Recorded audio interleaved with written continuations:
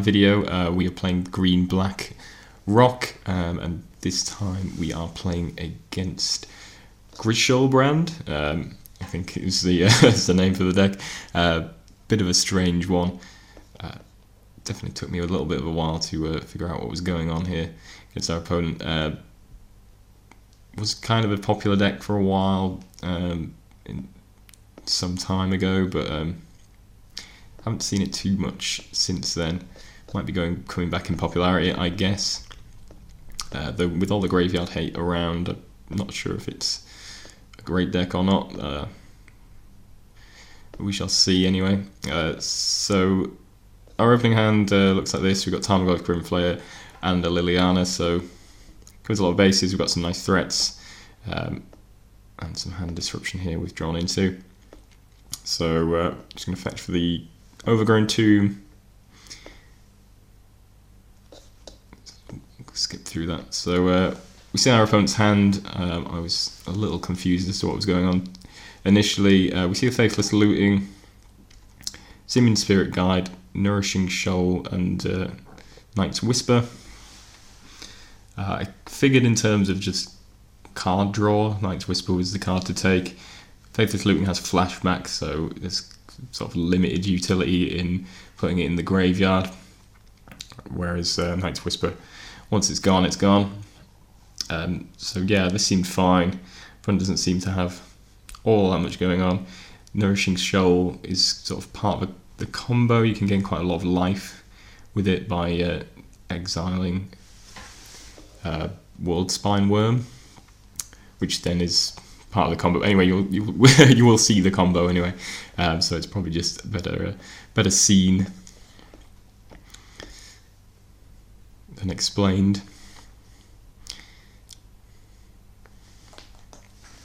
Something against Blood Crypt passes the turn back. Faithless Looting, discarding Shoal and a Mountain.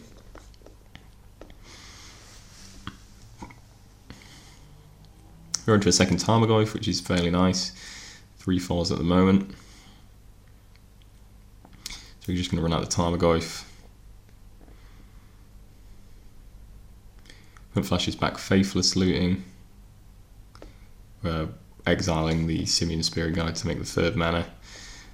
And let's just get this graveyard out. So yeah, he discards GriShoalBrand, which is the key piece to the combo he's got going on. Our Tarmogoyf is a 4/5 now. I go for Liliana. I think in hindsight that was a mistake. We should have just gone for the beatdown plan, because essentially the lower life that the opponent has, the fewer times they get to activate GriShoalBrand, which means they might just blank on their combo basically.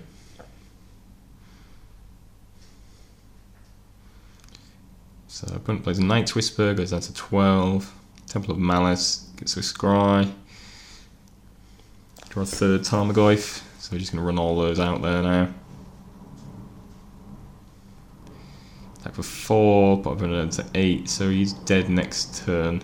Discards a Through the Breach to Liliana, but there we go, opponent's got Goryo's Vengeance for GriShoalBrand, so he's ready to go off. So basically what happens is he's going to draw 7 cards, cast Nourishing Shoal, exiling World Spine Worm, which is 11 life, which allows him to draw 7 more cards.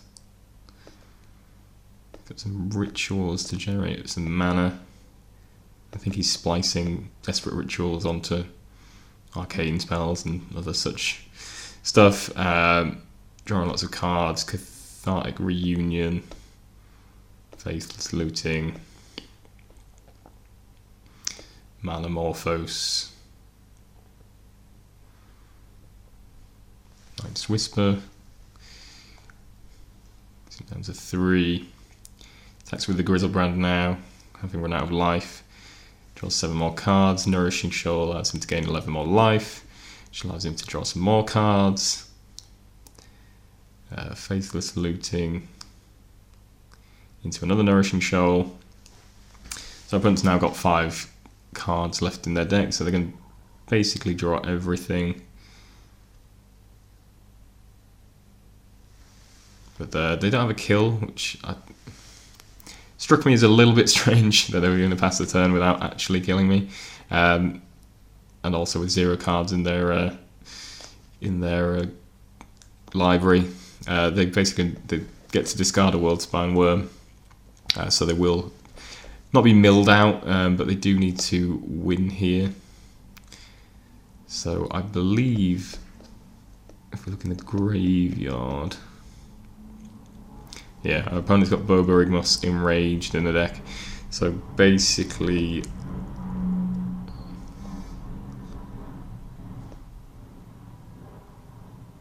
oh yeah, and he went up to a very high life total. So yeah, I suppose he's still got time actually. Still got another turn thanks to the amount of life he gained, that I can't actually kill him. I kept back the Tarmogoyf just in case there was some sort of, well, I suppose to protect me from being attacked by Boborygmus if he needs to do that. But I don't think he does, as it turns out. I think opponent's going to Gorya's Vengeance Boborygmus, and he's going to have enough lands here to just go to the dome with Boborygmus's ability, which allows you to discard lands to deal 3 damage. And that finishes me off. So it's actually fairly close. I think if we hadn't played Liliana and played Tarmogoyf, the second Tarmogoyf, on that particular turn, it might have been possible that our opponent would have blanked, as he wouldn't have been able to immediately use GriShoalBrand, because he would have had under 7 life when he used Gorya's Vengeance. So yeah, I think there wasn't a lot more we could have done, but yeah, I think that's really the key play in terms of this matchup. Should have went for the Tarmogoyf, should have been aggro and tried to reduce his life total as fast as possible. Because basically that's the best thing you can do, is give him as few activations of GriShoalBrand as possible.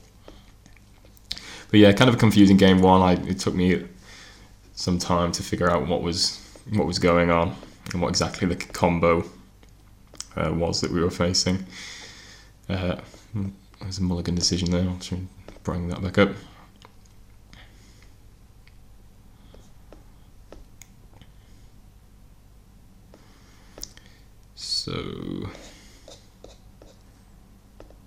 Okay, so yeah, this is our opening hand. Got Surgical Extraction, which is obviously very good. I'm not entirely sure how the deck wins if you don't have GriShoalBrand. So Surgical Extraction obviously very good. But otherwise this hand is a little shaky, and I think I decided to go for the mulligan. I'm sure they probably do have alternative win conditions. If Surgical Extraction just kills them dead, then maybe that wasn't a good mull. But we mull into this 6-card hand, which is okay. I mean, certainly got lots of threats, and Dark Confidant could help us draw into cards we want. Sora Ghost Quarter off the Scry, which I assume we bottomed. Not particularly interested in that. Assume we're just going to play Confidant here. That's the turn back. Let's go Knight's Whisper down to 17 life. We draw Grafdigger's Cage, which is one of our sideboard cards, which is obviously very good. Let's see what we saw in our opponent's hand there, sorry. Skipped past that. So I think we took the Reunion there, just to reduce the amount of cards that our opponent could draw with. He's got 2 Gorya's Vengeance, which obviously is very scary, potentially, but with Grafdigger's Cage in play, we're pretty good. Yeah, obviously a great sideboard card against this particular deck. So I'm going to drop that in. Attack for 2 and pass the turn back. He's going to Looting. I'm not sure if he's got any answers. Well, in his deck, I assume he wouldn't have anticipated Grafdigger's Cage potentially, so I'm not sure if he's actually got answers he can search for and find. But with 2 Goryo's Vengeance in hand, we are on shaky ground if he can remove this Grafdigger's Cage, so I think the play is to just kill our opponent as fast as possible. See our opponent's hand again, he's got Through the Breach, so that is a potential way that he could not use the graveyard and play out a big creature without Goryo's Vengeance. So yeah, that's the alternative win condition, I guess, is to use Through the Breach rather than going the graveyard route. So we just need to sort of get our beatdowns on. We're attacking with 2 here. Opponent's on 13. We've got Tarmogoyf as well, which is a 4/5. And next turn we can play Tarmogoyf and activate Treefort Village. So 4, 5, 6, 7, 8, 9.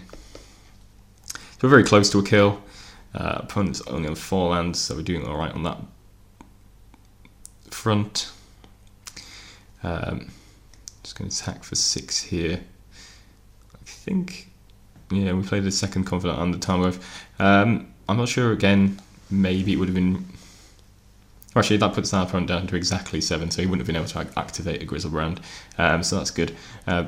Yeah, I suppose that works. That is fine, as it turns out.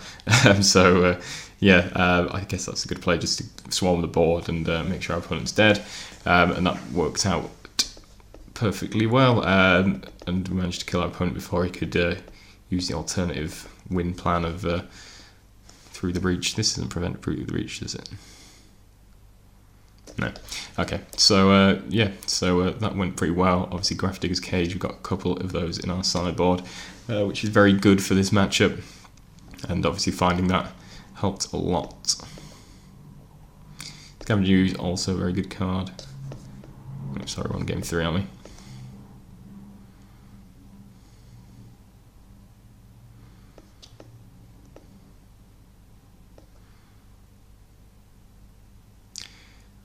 Okay, so